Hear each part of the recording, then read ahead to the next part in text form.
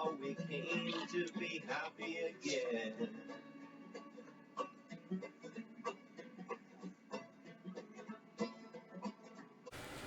Hey vinyl community, Elliot here, Lazy Dogs Records. Thought I'd show you my April acquisitions in the realm of vinyl. People remember the Blasters from the '80s. Dave and Phil Alvin from the Blasters. Well, this is an album from them from just a few years ago.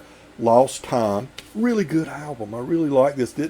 I'm familiar with the Alvin brothers, but not familiar with this album at all. When I got it, I think it's maybe a 2015. Yep, 2015, and it's on Yep Rock Records, and it's really very, very good. It's kind of I would call it a throwback to the '50s R&B. That's as close as I could get to giving you a definition of the feel for it, or what it's like. Nothing in particular. It's black vinyl and everything. But really nice album I got for not too much money. And on Discogs, I had been looking for a copy of Bill Withers, Just As I Am, and just couldn't find a clean copy. I found some that just were not in good shape. But they did, Music on Vinyl did a repress of it just a while back, a few years ago. And I would pick this up at a very reasonable price on Discogs from a brick and mortar store, I believe, there. And of course, this is a great album. It's got the Ain't No Sunshine, which you just can't beat that. And it's got Hope She'll Be Happier, Grandma's Hands, which I believe the Staple Singers did a cover of that. I'm Her Daddy. Almost everything he wrote. Bill Withers did, but he does one McCartney and Lennon song on here, Let It Be, and he does Everybody's Talking at Me. Real good versions of those. Just a really good, what would you call that, kind of a soul pop artist, just a real mellow dude. I love Bill Withers. So I've got that album and about his fourth or fifth album. I'd like to pick up at least a couple more Bill Withers. And from another seller on Discogs, if I'm a completist in anything, it's Delbert McClinton. I don't have every single thing he ever did, but I've got close to it. There's some old obscure reissues of stuff he did when he was a teenager that people are wanting, $100, $75 for, which I'm not going to pay that kind of money for it. I'll wait till I find it in the wild for a more reasonable price or something. But he recently announced, I understand, at age 80 that he is retiring. So this is one of his recent albums. And I picked this up. This was like 16 or 17 bucks. So, people talk about the price of vinyl now. Brand new sealed copy. It's called Delbert McClinton and Self-Made Men Plus Dana. That's he and the group and Dana. Tall, Dark, and Handsome. This is called. And this is really good album, Delbert album. It's maybe a little more reflective. Maybe a little, that might not be the right word, but it's not any one thing. And it sounds like an album made by a man in his later years, meaning the choice of material, the instrumentation, the presentation of it. Again, nothing fancy about the label or anything. And this is 2019 Hot Shot Records, and 30 Tigers. I guess that's the distribution, isn't it? 30 Tigers distributes a lot of independent releases. Really, really good album from Delbert. I mean, you just can't say enough about how great a career Delbert McClinton has had, and now he's retiring at age 80. And there's one more that he did in the last couple of years that I've got on CD that I want to get on vinyl, because, like I said, I have most everything of his on vinyl, and that's called Prick of the Litter instead of Pick of the Litter, Prick of the Litter.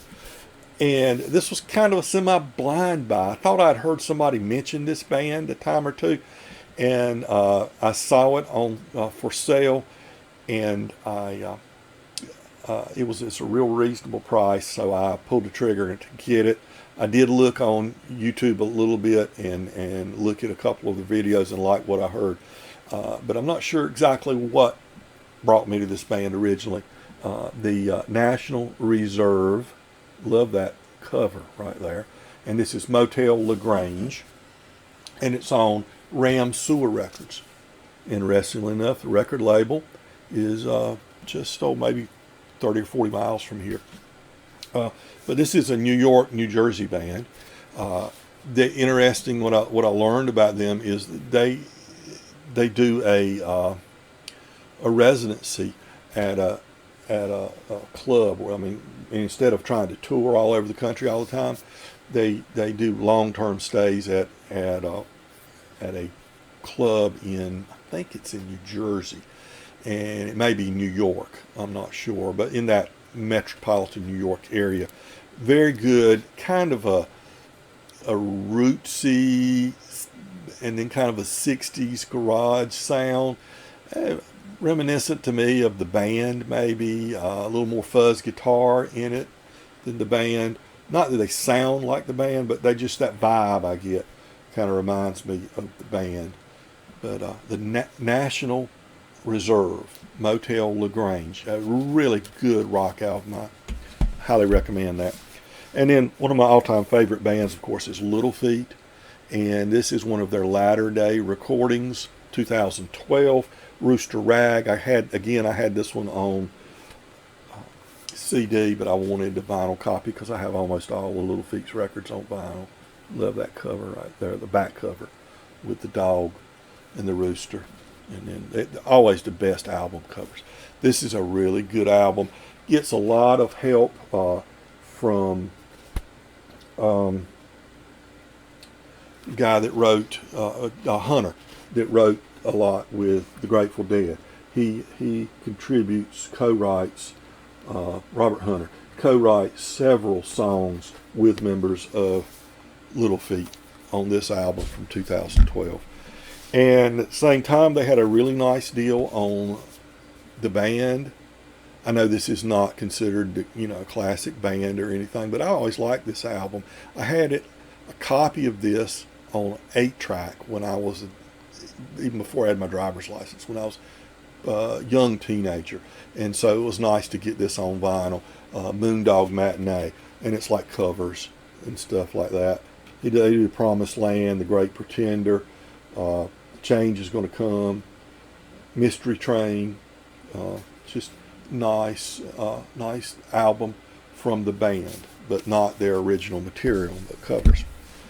A lot of love for this guy lately on the vinyl community, I've noticed. Hard to describe this album. Again, this is one I had on CD, but somehow I just am drawn to getting everything on vinyl. Marty Stewart and the Fabulous Superlatives. Great album cover. And this is Way Out West. Look at that. Again, hard to describe. Mazzy mentioned this on his country music covers, his country music tag, country music vinyl, on vinyl, what is it called? Country Music Vinyl Tag 2021. If you haven't watched that series, there's a bunch of people. There's probably 15 of them out there now, and they're really good, and you'll learn some new channels that way too. But I think, and Mike Campbell from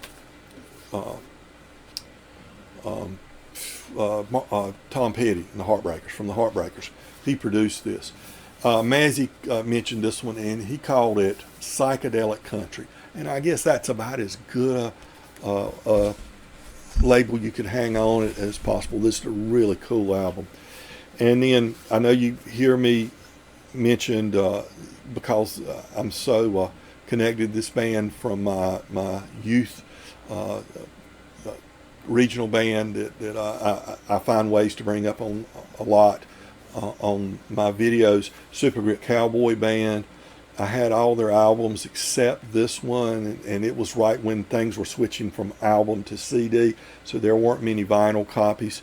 And I found this sealed copy on Discogs from a seller, a brick and mortar store in Winston-Salem. Made an offer on it. He wanted way too much for it. Made an offer on it, which he took. It's a live recording called "This Way to the Stage." I wouldn't say Latter-day Supergrip, but one of the the ever-changing lineup in Supergrip. There were some core members, but people came and went through the band over the years, and this one includes Don Cox, who went on and had some good independent recordings solo after this, but nothing great as far as Supergrip albums. Nothing great about this, but it's good. It's just a live recording from a club in Greenville, North Carolina. And this might surprise you that this would be something I would pick up. Hilary Han, and there's a long title for this one. Of course, she's the great classical violinist. Paris is the name of the album, but it's Chanson Provoque. I can't say it. Let me put it close where you can read. And I didn't realize it at the time, but this is a 45 RPM record, two record set. I think it's the first 45 RPM record I've ever purchased. I always thought, you get up enough to change the record with a 33 and a third. With a 45, it just increases so much. But I love violin, fiddle, violin, whatever you want to call it. I mean, it's all the same. I love violin, and I had the opportunity with my daughter, who grew up as a violinist, to go see Hilary Han perform maybe 10 years ago with the North Carolina Symphony. So when I saw that this album was coming out, I decided to pick that up, and it is really enjoyable. We talk about new vinyl and some of the imperfections we hear in the new vinyl. There is a little bit of surface noise on this. I was a little surprised because you would think classical would be, just very precise and everything. I mean, nothing awful or anything like that, but just the slightest little bit of a little crinkle in the sound in a few spots. A little surprised by that. And the last album I got, here's a word of warning to you. When you think something is getting hard to find and the prices start going up, this has happened to me a couple of times. I thought, I want to get that, but gosh, it's so expensive now. People are wanting $40, $50, $75 for these records or more. I'm not going to pay that much for a record. Go to the artist's website. And I know this was true with John Prine. After his death, prices of his used vinyl and new sealed copies of stuff that was, in the hands of sellers, just skyrocketed to outrageous prices. But if I went to the John Prine website and I was able to get one of the albums that I didn't have for a normal price, like $25, $25 or something like that. But people on Discogs were asking outrageous prices. Same thing's true. Tyler Childers. I really like Tyler Childers. Great singer-songwriter, Americana country, whatever you want to call it. And the album he has out, Purgatory, that's not his most recent, but his second album, second to most recent album, Purgatory. People were wanting $35 for it. It's the cheapest. I thought $131. You add in shipping and everything, tax, and so it would be about $36. And the next cheapest was $35 plus shipping and taxes. And then the others were like $70, $80 for this album, Purgatory. It just came in the mail today, just before I filmed this, so I haven't even broken the seal on this one. But it's his Hickerman Holler. I went to his website, and it was $20. Everybody, take care. Remember, be kind to your neighbors, because we're all neighbors.